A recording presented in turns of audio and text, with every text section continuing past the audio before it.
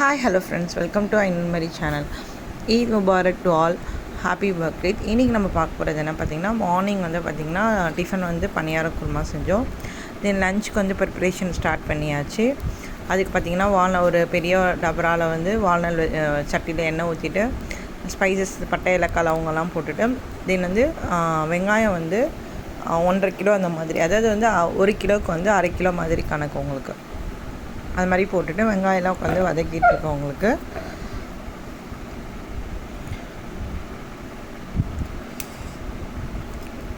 வெங்காயம் வந்து நல்லா நமக்கு எப்பயுமே சரி ப்ரௌன் கலரில் ஆகிற மாதிரி வதக்கணும் உங்களுக்கு.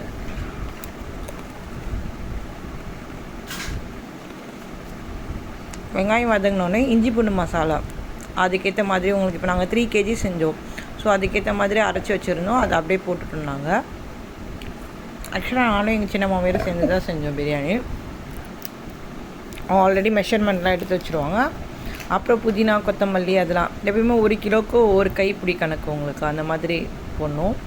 புதினா கொத்தமல்லி போட்டாச்சு, அதுவும் நல்லா வதக்கிடணும். நல்லா வதக்கினதுக்கப்புறம் தக்காளி போடுறோம். தக்காளி மட்டும் இன்னும் கொஞ்சம் குட்டியாக அரைச்சி போட்டால் கரெக்டாக இருக்கும் மாதிரி ஒரு ஃபீல் ஆச்சு. ரொம்ப பெருசாக இருந்த மாதிரி இருந்தது உங்களுக்கு. அதுவுமே நல்லா அரைச்சிக்க நல்லா வதக்கி விட்டுடணும். அம்லு வரேன்.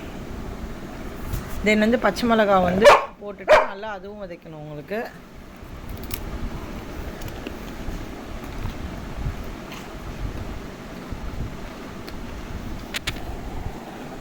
அப்புறம் வந்து ஆல்ரெடி நாங்கள் கறி வந்து குக்கரில் வந்து விசில் விட்டோம். மிளகாத்தூள், மஞ்சத்தூள், உப்பு போட்டு இஞ்சி பூண்டு மசாலா, இதுக்குரிய இஞ்சி பூண்டு மசாலா போட்டு நல்லா வேக வச்சு எடுத்தாச்சு.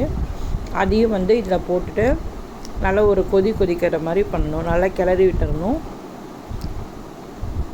கிளறினதுக்கப்புறமா உங்களுக்கு வந்து கொஞ்சம் அந்த கறி லைட்டாக கொஞ்சம் வேகாத மாதிரி இருந்தது. ஸோ அதுக்காக இது பண்ணிவிட்டு அப்புறம் தயிர் வந்து 3 kgக்கு ஏற்ற மாதிரி 1 கப்பு அளவுக்கு தயிர் ஊற்றியாச்சு. நல்லா கதன்னு கொதித்ததுக்கப்புறமா நம்ம கறி போட்டதுக்கப்புறம் கொஞ்சம் வேகலன்றதுக்காக கொஞ்சம் மூடி வச்சுருந்தோம். சரி கொஞ்சம் கொதிக்கட்டும்ன்ட்டு. அதுக்கப்புறம் நம்ம வந்து சாப்பாடு அரிசி எவ்வளோ வச்சுருக்கோமோ அதுக்கேற்ற மாதிரி தண்ணி ஊற்றியாச்சு. நல்லா நம்ம கொதித்ததுக்கப்புறம் நம்ம என்ன பண்ணோன்னா அரிசி போட்டுடணும். நம்ம நல்லா ஜீரக சம்பா தான் ஊற வச்சுருந்தோம். நல்லா அரிசியெல்லாம் ஃபில்டர் பண்ணி நல்லா போட்டாச்சு உங்களுக்கு. அது ஃபுல்லாகவே எடுத்து நல்லா போட்டுடணும் உங்களுக்கு. நல்லா தண்ணியை ஃபில்டர் பண்ணி போட்டுருங்க நீங்கள்.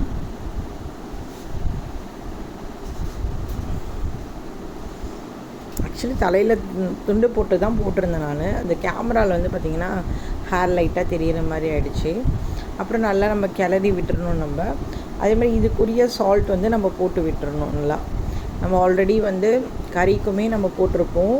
தென் வதக்கலன்னு சொல்லிட்டு கொஞ்சம் வதங்கிறதுக்கும் கொஞ்சம் போட்டோம். அதே மாதிரி இப்போ சாப்பாடுக்கு ஏற்ற இதுவும் போட்டுக்கிறோம். அப்புறம் வந்து லெமன் ஜூஸ், அது ஒரு 4 லெமன் போல் அந்த மாதிரி ஊற்றியாச்சு. நல்லா கதன்னு வந்ததுக்கப்புறமா ஓரளவுக்கு பாதி ஹையில் வச்சு, ஓரளவுக்கு திட்டமான ஹையில் வச்சு மூடி வச்சிடணும் உங்களுக்கு. நல்லா ஓரளவுக்கு தம் ஆனதுக்கப்புறம் என்ன பண்ணணும்னா, கேசரி பவுடர் கலர் இருக்குல்ல உங்களுக்கு, அதை கலந்து அதை வந்து நல்லா ஒரு சைடாக ஊற்றி விட்டுடணும். நல்லா ஊற்றி விட்டுட்டு கிளறி விட்டுடணும். சரி, ஊற்றி விட்டு நல்லா அப்படியே தம் மாதிரி போட்டுடணும். ஒரு 10 to 15 மினிட்ஸ், ஒரு 10 மினிட்ஸ் போட்டால் போதும் உங்களுக்கு. அது நல்லா உங்களுக்கு சூப்பராக ரெடி ஆகிடும். அது எப்படின்னா ஒன்றும் பாதி கலந்த மாதிரி இருக்கும்ல நமக்கு. அப்புறம் நெய் வந்து ஒரு 2-3 ஸ்பூன் நெய்யும் விட்டுறணும். நெய் விட்டு நல்லா மூடி வச்சுட்டோம். பிரியாணி தம் போட்டோன்னா நமக்கு சூப்பராக பிரியாணி ரெடி ஆகிடும் உங்களுக்கு. பாருங்கள், சூப்பரான மட்டன் பிரியாணி ரெடி ஆகிடுச்சு. இப்போ வந்து நம்ம எடுத்து அழகாக பார்சல் பண்ணிடலாம். சர்வும் பண்ணிடலாம் நம்ம அழகாக. நாங்கள் என்ன பண்ணோன்னா, முதல்ல வந்து பிரியாணி வந்து கொஞ்சம் டேஸ்ட்டுக்காக தட்டில் போட்டுட்டோம். நாங்கள் சும்மா தட்டில் போட்டு சாப்பிட்டுட்டு பாருங்கள் நல்லா ரெடியாகிடுச்சு நல்லா. அதுக்கப்புறம் வந்து சிக்கன் 65, தால்சா, தயிர் சட்னி இதெல்லாம் வச்சு பண்ணி பிரியாணி சாப்பிட்டாச்சு. நைட்டு டின்னருக்கு என்ன பண்ணோம் அப்படின்னா, பரோட்டா வந்து ஒரு 2 கிலோ மாவு மாதிரி போட்டு பரோட்டா செஞ்சோம்.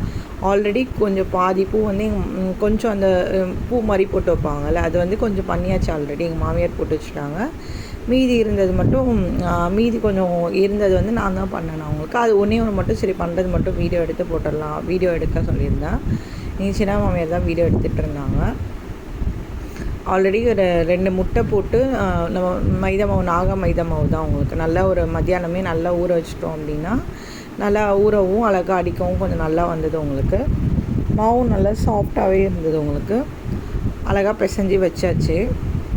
வச்சதுக்கப்புறம் நல்லா ஃபுல்லாக இதெல்லாம் வந்து ஆல்ரெடி பண்ணது. இது பாருங்கள் நல்லா பண்ணியாச்சா. இது ஆல்ரெடி எங்கள் மாமியார் பண்ணது. இதை அப்படியே பண்ணி வச்சாச்சு. இப்போ வந்து நம்ம என்ன பண்ணுறோன்னா அழகாக நாங்கள் என்ன பண்ணோன்னா வெளியில் வந்து அடுப்பு வச்சுட்டு 2 தோசை சட்டி வச்சுட்டு பரோட்டா போட்டு எடுத்துட்டோம்.